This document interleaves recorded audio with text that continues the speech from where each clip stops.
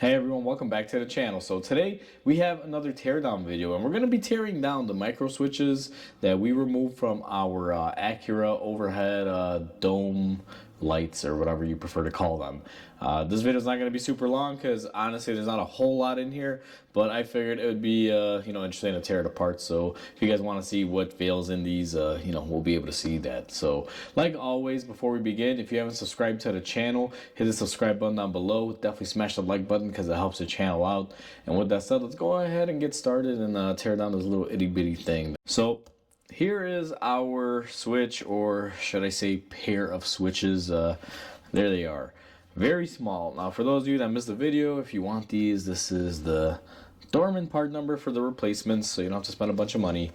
And this teardown, I think, is going to be pretty simple if these open up the way I think they open up, where I'm just going to do that, break a couple of the little retaining tabs, and just pop this bad boy open. What I'm doing is just kind of splitting the case here, or removing it, and then in here, if we get into it, it looks like we have our little contactor plate. And sure enough, pretty simple, guys. Camera won't pick it up because these are really small, but our little contactor plate there, you guys can kind of see is burned up. We got a little bit of burning up on this. It's very difficult to see it. So in there we have basically our board that has the power coming in and power going out, depending on how the switch is located. And then when you press on the switch, basically this little thing will rotate and make the contacts. That's why these switches have a tactile feel to them. Then we have a little spring, a little cap, and then it looks like we have a whole other spring and cap that kind of makes the whole thing. And it's not surprising if you guys can hear that. I'm gonna put it up close to the camera, or to the microphone, I should say. That's what basically fails on them. It's just they burn up. Now this one, I don't know how well the camera's gonna pick it up, but let me see if I can get you guys zoomed in here. GoPros aren't meant for this, but you can see that area there is all burned up. And for the sake of the video, let's also get a close-up view of the little board. You can see some discoloration there and some heating. So that's the first one. Now this switch, or the second switch, is going to be the same. I really don't anticipate too much of anything here, but I figured let's open it up, because I know one of these was bad and one of them wasn't, so maybe I opened up the wrong one. Let's just see. So again, we have our little cover, we have our little board. We're going to go ahead and push the board out here nice and gently. It is spring pressured, so don't just pop these off. It could potentially hurt you.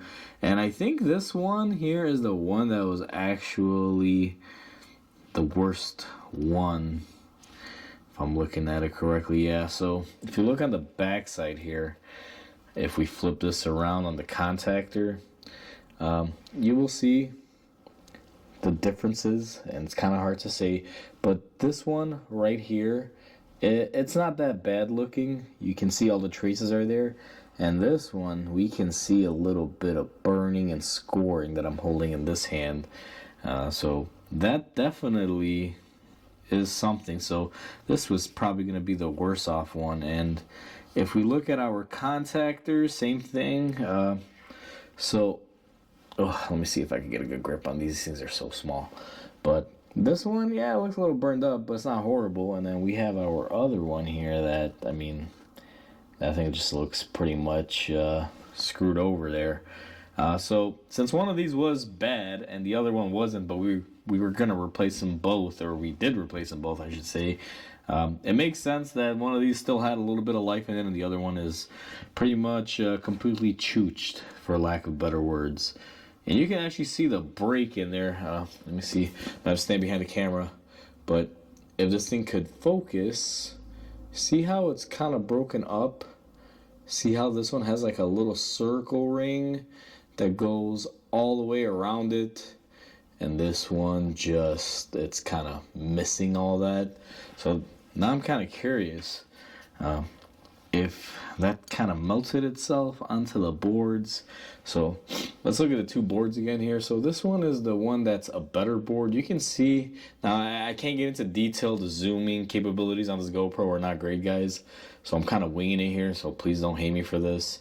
So this is a good one. You can see it's all kind of intact. And this one you can kind of see it has a break, and to give everyone a nice clear visual shot. Oh, well, let me hold it the right way so we can compare the two here side by side.